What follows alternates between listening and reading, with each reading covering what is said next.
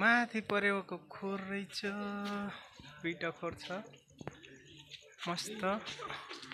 यो धानखोलाको मन्दिर हो। अहिले हामी कपिल वस्तुमा छौँ। यता परेवा छन्, गाडी यहाँ छ।